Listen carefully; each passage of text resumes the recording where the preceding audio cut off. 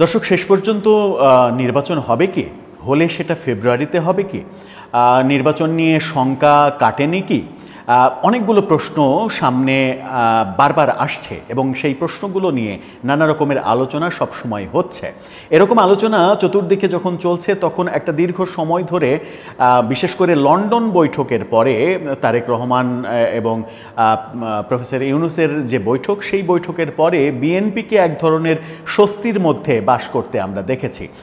এক ধরনের আত্মতুষ্টিতে ভুগতে দেখেছি আমরা যে নির্বাচন নিয়ে আর কোনো শঙ্কা নেই, নির্বাচন ফেব্রুয়ারিতেই হবে এবং সরকারের কন্টিনিউ তারা প্রশংসা করে গিয়েছে একটা দীর্ঘ সময় জুড়ে। সেই দৃশ্যও আমরা দেখেছি। তার মানে কোনোভাবেই তারা সরকারের সঙ্গে কোনো ধরনের ক্ল্যাশে যেতে চায় না বা চায়নি, যেন নির্বাচনটা নিয়ে আর কোনো কথা হতে পারে কিংবা হওয়ার পরিবেশ তৈরি হয়।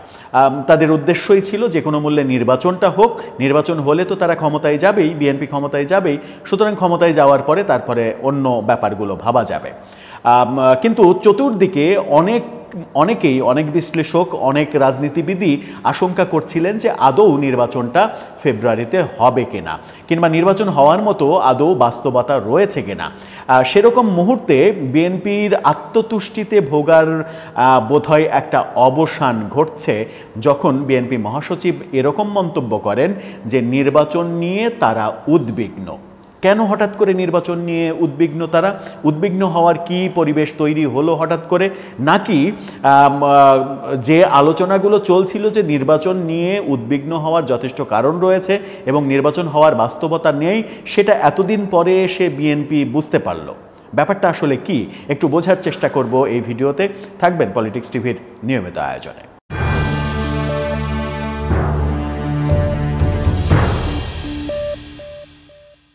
দর্শক, বলছিলাম নির্বাচনের কথা এবং নির্বাচন নিয়ে বিএনপি উদ্বিগ্ন, এরকম একটা মন্তব্য মির্জা ফখরুলের মুখ থেকে আমরা গতকালকে শুনতে পেলাম। তাহলে কেন এই উদ্বিগ্ন হওয়ার ব্যাপারটা ঘটল? কি বললেন মির্জা ফখরুল? তাকে নিয়ে খবরের শিরোনামটা আপনারা দেখে নিতে পারেন। সেখানে বলা হচ্ছে নির্বাচন নিয়ে কিছুটা উদ্বিগ্ন আমরা। উদ্বেগ প্রকাশ করেছেন, উদ্বিগ্ন হচ্ছেন, উদ্বিগ্ন হওয়ার মতো পরিবেশ তিনি দেখছেন। আবার নিজেই নিজেকে আশ্বস্ত করে এটাও বলছেন তবে নির্বাচন হবে, ঠিক সময়ে হবে। ব্যাপারটা একটু কি বলবো, যে স্ববিরোধী হয়ে যায় কিনা, মন্তব্যটা স্ববিরোধী হয়ে যায় কিনা, নাকি অন্ধকার গহ্বরেও আলোর রেখা খুঁজে পাওয়ার একটা প্রত্যাশার মধ্যে মানুষ বাস করলে যেরকম হয় তেমনটা মির্জা ফখরুলের কথার মধ্য দিয়ে উঠে আসলো কিনা। কি বললেন তিনি একটু শুনে নেওয়া যাক। বিএনপি মহাসচিব মির্জা ফখরুল ইসলাম আলমগীর বলেছেন, অযাচিতভাবে কিছু সংখ্যক রাজনৈতিক দল জাতীয় নির্বাচন বানচালের চেষ্টা করছে। আমরা উদ্বিগ্ন, তবে যথাসময়ে নির্বাচন অনুষ্ঠিত হবে। উদ্বিগ্ন, তবে যথাসময়ে নির্বাচন অনুষ্ঠিত হবে। তাহলে উদ্বেগের ব্যাপার কি? যদি আপনি মনেই করেন যে যথাসময়ে নির্বাচন হবে, তাহলে উদ্বেগ থাকার কোনো কারণ নেই। আর কোন রাজনৈতিক দল কি করছে সেগুলো নিয়েও এত উদ্বিগ্ন হওয়ার কোনো কারণ থাকতে পারে না। তার মানে ব্যাপারটা এরকম যে ব্যাপারটার মধ্যে ডালমেকুস কালা হ্যাঁ, সত্যি সত্যি উদ্বিগ্ন হওয়ার মতো ব্যাপার রয়েছে, কিন্তু হতাশা না ছড়িয়ে তিনি আত্মবিশ্বাসটা রাখতে চেষ্টা করছেন এবং দলীয় কর্মীরাও যেন আত্মবিশ্বাস রাখে নিজেদের মনে, তারা যেন হতাশ না হয়ে পড়ে। সেই কারণেই হয়তো পরের বাক্যের শেষাংশে তিনি বলছেন তবে নির্বাচন হবে। তিনি গতকালকে এই মন্তব্যটা করেছেন, বলেছেন সেই নির্বাচন হবে যে নির্বাচন গ্রহণযোগ্য হবে। কারণটি এই নির্বাচন দেশের সাধারণ মানুষের বহুদিনের একটি চাওয়া। এই নির্বাচনের মধ্য দিয়ে সাধারণ মানুষ পাবে তাদের কাঙ্ক্ষিত নেতা। খুবই স্বাভাবিক, প্রত্যাশাটা সেরকমই হওয়ার কথা। একটা দীর্ঘ সময় 14, তারপরে 24, যদিও 18 কথা বলছি না এই কারণে যে 18তে বিএনপি নির্বাচনে অংশগ্রহণ করেছে। 14 আর 24 এই দুটো নির্বাচনটাই একপাক্ষিক নির্বাচন হয়েছে। আওয়ামী লীগ করেছে একপাক্ষিক নির্বাচন, বিএনপিকে বাদ দিয়ে তারা নির্বাচন করেছে, জামাতকে বাদ দিয়ে তারা নির্বাচন করেছে।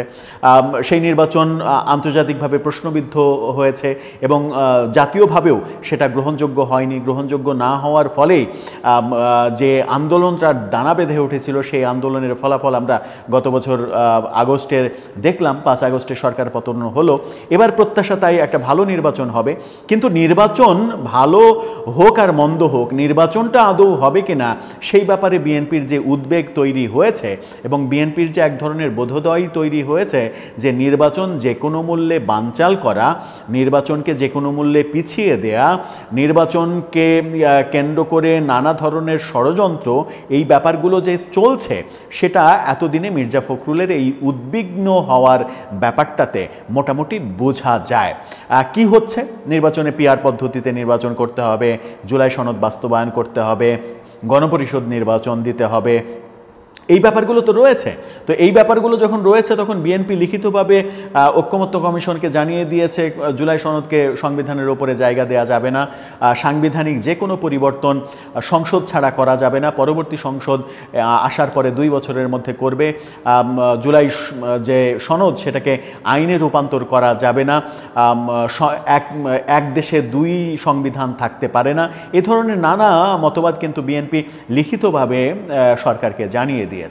সরকারকে জানিয়ে গতকালকে দিয়েছে এবং গতকালকে দেওয়ার পরে আমরাও একটা ভিডিও বানিয়েছিলাম। তাহলে কি সেই জানিয়ে দেওয়ার পরে এমন কোনো লক্ষণ মানে বিএনপির কাছে এসেছে কিংবা তাদের সামনে লক্ষণ দেখা দিয়েছে যে নির্বাচন নিয়ে শঙ্কা রয়েছে এবং তাদের এই অবস্থান, যে বিএনপির যে অবস্থান সেই অবস্থানের বিপরীতে যে অবস্থান সেই অবস্থানটা শক্ত হচ্ছে কিংবা সেই অবস্থানকে সরকার সাপোর্ট করতে পারে, সেরকমটা তো সরকারের আচরণে মনে হচ্ছে না। যেমন গতকালকে শফিকুল আলম গতকালকেই তিনি বলেছেন যে বিশ্বের এমন কোনো শক্তি নেই যে শক্তি ফেব্রুয়ারিতে নির্বাচন আটকাতে পারে। তো বিশ্বের কোন পরাশক্তির এত খেয়ে দেয়ে কাজ নাই কাদের যে বাংলাদেশের নির্বাচন থামাতে আসবে কিংবা বাংলাদেশের নির্বাচন ভণ্ডুল করতে আসবে? বিশ্বের কেউ কি আসবে? আসবে না। বাস্তবতা হচ্ছে যে নির্বাচন হলে আমাদের জন্যই হবে, নির্বাচন না হলে আমাদের জন্যই হবে, এবং সেটা নির্বাচন হলে সরকারের সফলতা হবে, নির্বাচন না হলে বুঝতে হবে সরকারের ব্যর্থতা, অথবা সরকারই চায় না নির্বাচনটা হোক। এই ব্যাপারের মধ্যে ওই বৈশ্বিক পরাশক্তিকে আমলে নেয়া কিংবা তাদের কথাই উঠা বসা করা, তাদের আঙুল হেলানোতে বাংলাদেশে অনেক কিছু হয়ে যাবে, এই তত্ত্বে বিশ্বাস আমরা আর কতদিন করব? আমরা তো এই তত্ত্বে বিশ্বাস করতে চাই না।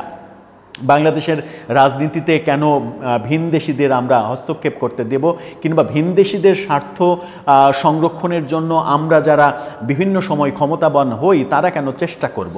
তারা কেন ভিনদেশীদের হয়ে নানা রকমের ষড়যন্ত্র করব দেশের বিরুদ্ধে? এটা তো করা উচিত নয়। সেটা যারা করবে তারা একটা সময় ইতিহাসের আস্থা করে যাবে, এটাই স্বাভাবিক। ইতিহাস বিচার করবে যে কে দেশের পক্ষে কাজ করেছে, কে দেশের বিপক্ষে কাজ করেছে। সব মিলিয়ে আমার মনে হয় যে পরিস্থিতি এই মুহূর্তে বিএনপি মনে করছে যে খুব একটা তাদের অনুকূলে নেই। যে কোনো সময় পরিস্থিতি একটা বিধ্বংসী রূপ নিতে পারে, একটা প্রকাশিত রূপ নিতে পারে যে নির্বাচনটা ফেব্রুয়ারিতে হচ্ছে না। উদ্বেগের জায়গাটা সম্ভবত বিএনপির এটা। যদি বিএনপি অন্য রাজনৈতিক দলগুলোকে আস্থায় আনতে না পারে, বিএনপির তো কাজ না, এটা সরকারের কাজ আস্থায় নিয়ে আসা। ওই রাজনৈতিক দলগুলোকে যদি আস্থায় না নিয়ে আসতে পারে, অভিযোগ রয়েছে, কখনো কখনো কেউ কেউ অভিযোগ করে যে ওই রাজনৈতিক দলগুলোকে এক ধরনের সরকার শেল্টারই দিচ্ছে, সরকার সমর্থন দিচ্ছে। যদি সেই প্রক্রিয়ায় সরকার যায় তাহলে নির্বাচন হওয়ার কোনো কারণ নেই। আর যদি সরকার সত্যিই মনে করে যে তাদেরও একটা সেফ এক্সিট প্রয়োজন এবং সেই সেফ এক্সিটটা একমাত্র আগামীতে নির্বাচনের মাধ্যমে যারা ক্ষমতায় যাবে তাদের পক্ষেই দেয়া সম্ভব, এবং সেই পক্ষটা যদি বিএনপি হয়, সেই ভাবনাটা যদি তাদের মধ্যে থাকে, তাহলে আমার মনে হয় না যে এই মুহূর্তে সরকার বিএনপির সঙ্গে কোনো ধরনের কোনো ক্ল্যাশে যাবে। দর্শক, আপনার কি মনে হয় বিএনপির এই উদ্বেগের কারণ কি? সরকারই বা কোন পথে যাবে? আপনার মতামত জানিয়ে লিখতে পারেন আমাদের কমেন্ট বক্সে।